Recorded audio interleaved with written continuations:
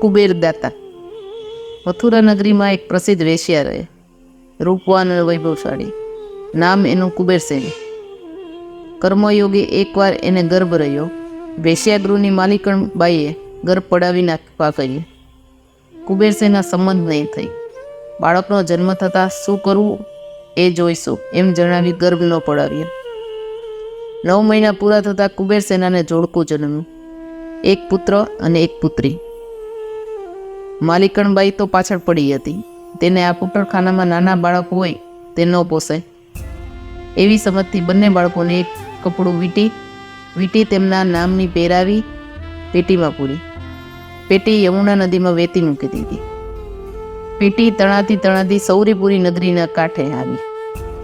કોક 2 જણે પેટી જોઈ નદીમાંથી બહાર કાઢી.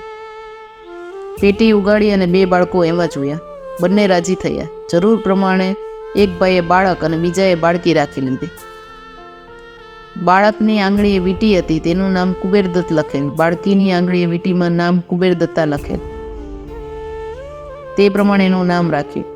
બંને વયસ્ક થયા, એકબીજાને ઓળખતા નથી. મા બાપે લગ્ન લીધા અને કર્મ સંજોગે ભાઈ બહેન પતિ પત્ની બન્યા.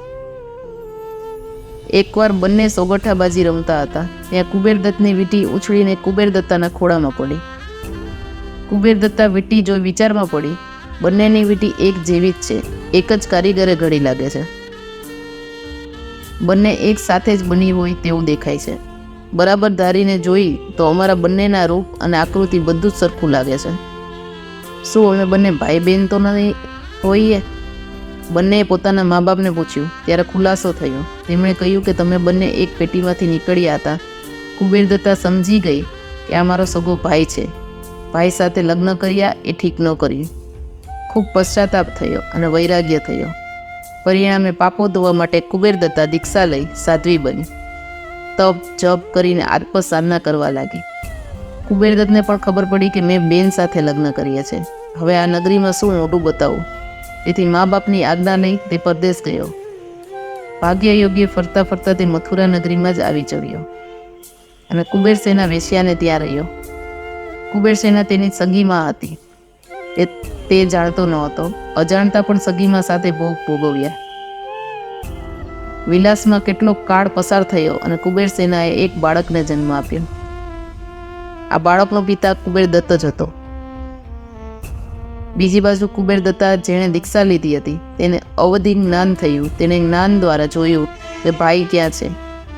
જોતાં જ ભયંકર દુઃખ થયું. અરે રે, મારો ભાઈ તેની સગીમાં સાથે ભોગવિલાસ કરે છે.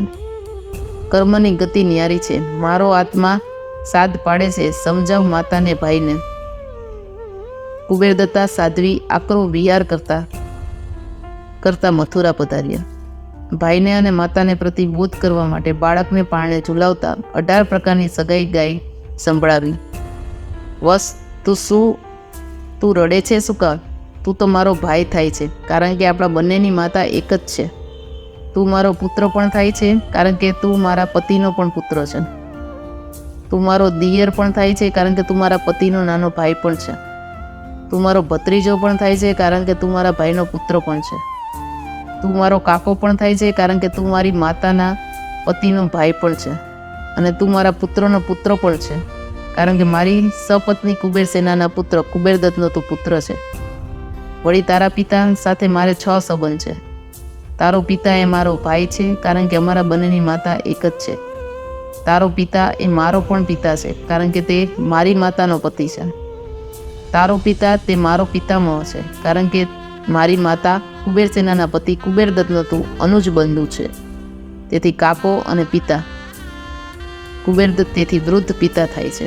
તારો પિતા તે મારો સ્વામી છે, કારણ કે તેની સાથે મારા વિવાહ થયા છે. તું મારો પુત્ર પણ છે, કારણ કે તું મારી શોક્યનો પુત્ર છે. વળી તારા પિતા તે મારા સસરા પણ થાય છે, કારણ કે તે મારા દિયરના પિતા છે. વળી તારી માતા સાથે પણ મારે 6 સંબંધ છે. તારી માતા તે મારી પણ માતા છે, કારણ કે મારો જન્મ એની કુખે થયો છે. તારી માતા તે મારી પિતામહી થાય છે, કારણ કે તે મારા કાકાની માતા છે. તારી માતા તે મારી ભોજાઈ થાય છે, કારણ કે તે મારા ભાઈની સ્ત્રી છે. તારી માતા તે મારી પુત્રવધુ પણ છે, કારણ કે મારી શોક્યના પુત્ર કુબેરદત્તને તે સ્ત્રી થાય છે. તારી માતા મારી સાસુ પણ છે, કારણ કે તે મારા પતિની માતા છે. તારી માતા તે મારી સૌખ્ય પણ છે, કારણ કે તે મારા પતિની બીજી સ્ત્રી છે. કુબેરદત્તને સંસારીપણાના ભાઈને તથા કુબેરસેના સંસારીપણાની કુબેરદત્તાની માતાને ભાન થયું કે સગા મા દીકરાએ ભોગવિલાસ કર્યો છે. પાપનો ભયંકર પશ્ચાતાપ બંનેને થયો. બંનેએ દીક્ષા લીધી. જ્ઞાનની ઉપાસનામાં તથા તપ જપ કરતા રહ્યા અને ત્રણેય જણે પોતાના આત્માનો ઉદ્ધાર કર્યો. આનું નામ સંસાર છે. કોઈ પણ સંબંધ સ્થિર નહીં. સંપત્તિ એ વિલાસની અને આળસની માતા છે, તો ગરીબાઈ એ શુદ્ધતા અને દુર્ગુણની માતા છે. બંનેમાંથી અસંતોષ જ જન્મે છે.